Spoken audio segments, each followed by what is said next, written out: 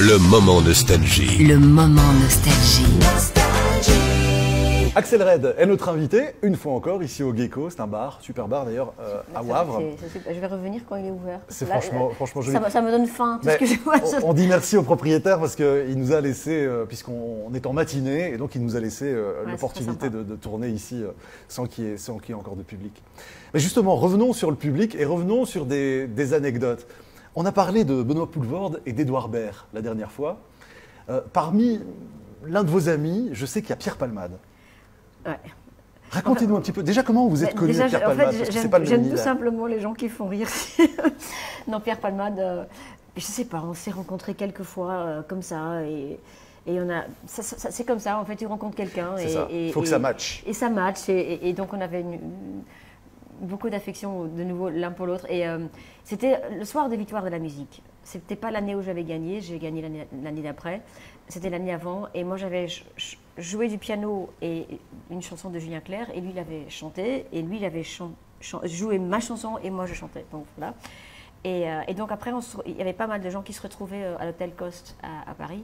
Après les victoires. Petite réunion un peu VIP. Oui. Ouais. Et donc, il y a Pierre Palmade, et je veux lui dire bonjour. Et je dis, oh, j'ai adoré un de tes derniers sketchs. Et je commence à raconter le sketch. Et il me laisse raconter. Ouais.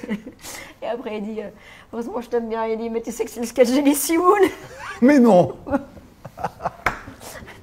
Tu peux rien faire. Alors, pour me faire excuser, on a été voir son spectacle le lendemain, premier rang. Bon, c'était pas un grand devoir parce que c'était drôle, mais c'était. Oh, bon, on sait que vous aimez Pierre Palmade et Elie Semoun aussi, donc. Oui. Il y en a d'autres dans les D'ailleurs, Elie humoristes. Semoun, il m'avait demandé une chanson un jour. Ah ouais? Oui, il avait, parce qu'il écrivait des. D'ailleurs, je l'ai toujours à la maison.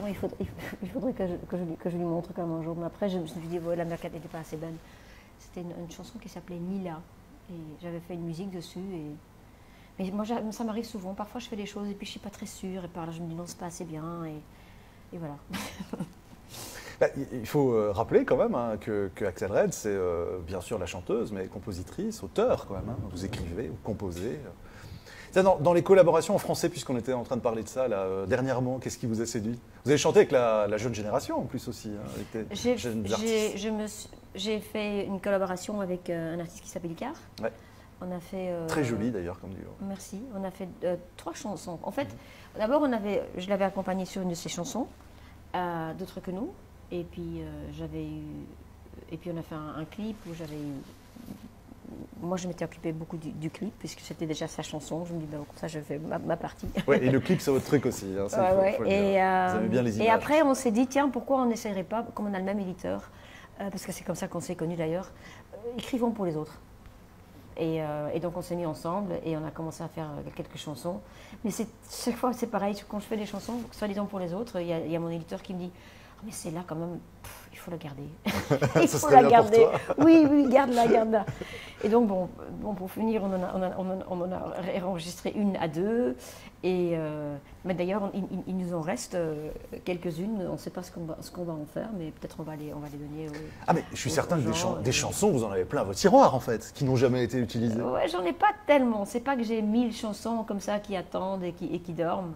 Mais j'en ai quelques-unes, oui. Ouais. Et là, je recommence aussi à retravailler. Parce qu'à vrai dire, pendant le Covid, j'étais un peu.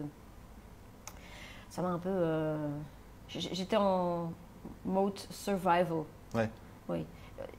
Je suis restée créative, mais ma créativité, un peu comme tous les animaux, ils utilisent leur créativité pour survivre.